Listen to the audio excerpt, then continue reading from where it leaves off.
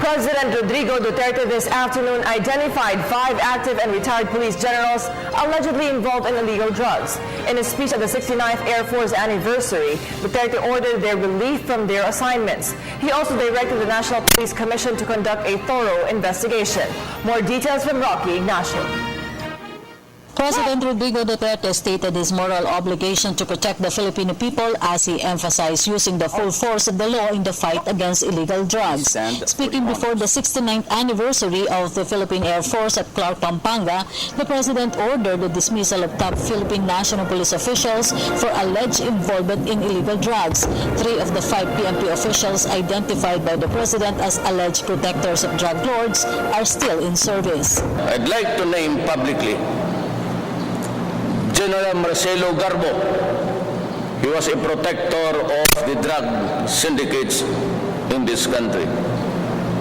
General Vicente Luot, who is now the mayor of Cebu, in one of the municipalities of Cebu.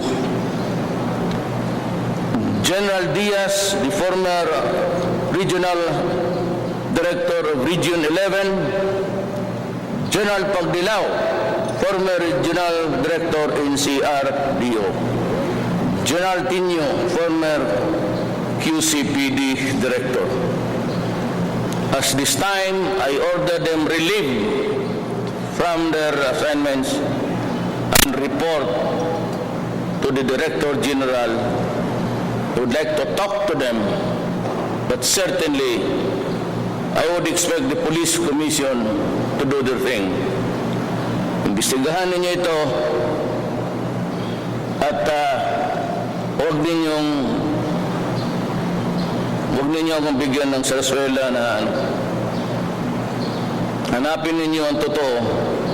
President Duterte expects a speedy action by National Police Commission or NAPOLCOM to those PNP members allegedly connected in the operations of illegal drugs in the country. Kasi overnight I was really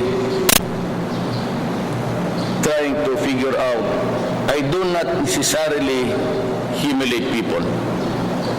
It's not my practice. Politiko ako eh. Kung mayor lang ako, o wala naman akong kasali dyan sa bayan na yan, the Republic of the Philippines, okay lang. But dumating ako sa position na to, and I said, I have this sacred obligation to the Filipino people. By my oath of office, I have to tell you the truth. And the truth for the moment is Tomato, after so many validations, even when I was still mayor of Davao City, lumalabas na itong mga pangalan na to. Talagang lumalabas na. At nakikita mo na mga yon with the intensification of the criminal syndicates and the drug distribution. Marami nang namamatay at marami pang mamamatay. At huwag kayong sumali niyan, baski police kayo, baski official kayo, because you will place yourself in the line of fire.